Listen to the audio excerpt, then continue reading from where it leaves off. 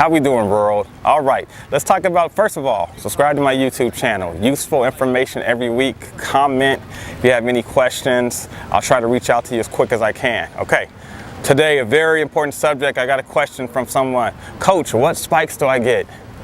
Very important, okay. There are many different type spikes, so let's keep it specific.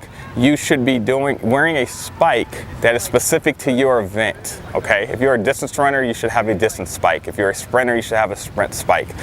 But let's even get more specific.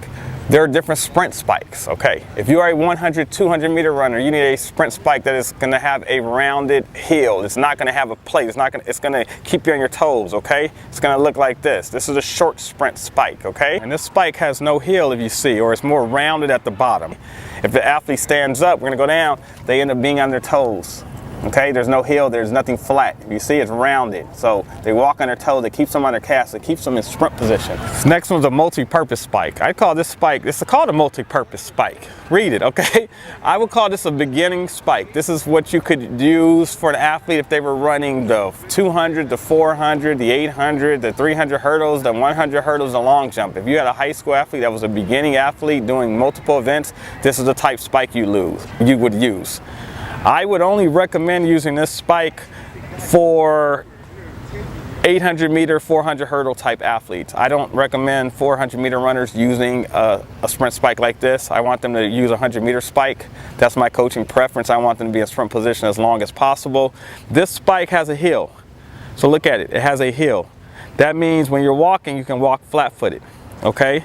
As a track athlete, you don't want to be flat-footed. It has more support. It has more support for other events like long jump and stuff, okay?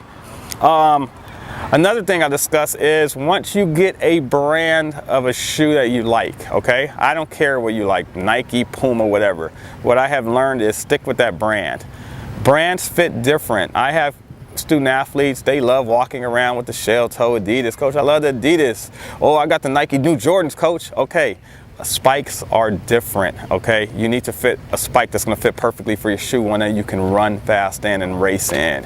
You may love walking around in Air Jordans, but you may hate Nike spikes, okay? You might like walking around in Adidas, but you hate Adidas spikes, okay?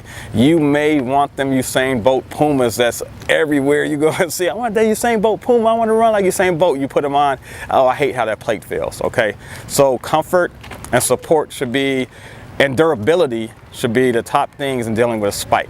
Another thing you need to look at is they fit different size-wise. I wear a size 10 in almost everything, and in many of my spikes, I remember Adidas ran big, so I had to go 11, okay? Or maybe Nike ran small. So I recommend that you try on a spike. If you're gonna order a spike online, try on a spike that you like at a store. Make sure it fits right down that side. If it's a Nike spike and it fits 10.5, then you can call East Bay or VS Athletics or MF Athletics or one of these companies or On Track in Burbank and say, hey, I need a sprint spike. This is the spike size I wear in Nike, or this is the spike size I wear in Adidas. Otherwise, you're gonna order that spike and it's probably going to get to you. It's going to be the wrong size. You're going to have to ship it back, and then it's going to have to come back. It's going to take 2 weeks, and you're going to say, I ordered that spike for the track meet. I didn't even get to use it because it didn't come to 2.5 weeks later because it didn't fit. Okay, so words of wisdom. The last thing I'll leave you with is the shelf life. Shelf life of a spike. It has a shelf life. The shelf life for these shoes, if you're practicing in them and competing with them, is about 3 months. Okay, I've had athletes tell me, Coach, I'm hurt. How old are your shoes? I got them 2 years ago. There you go. They changed the shoes the next day. Oh, Coach, I'm fine. All those injuries went away. Change your shoes on a regular basis. You should have a practice spike and a competition spike. Okay, if you have a competition spike that you only use for competition, that spike's gonna last you the whole season. You're gonna not have to worry about changing it, or you might want to change it right before a championship season. Practice spike, if you use that just for practice, it'll last you pretty much the whole season. That's the spike you use to beat up at practice, okay? It'll save you from injuries, it'll save you money in the long run, okay? All right, subscribe to my YouTube channel, comment, and I'll talk to you soon.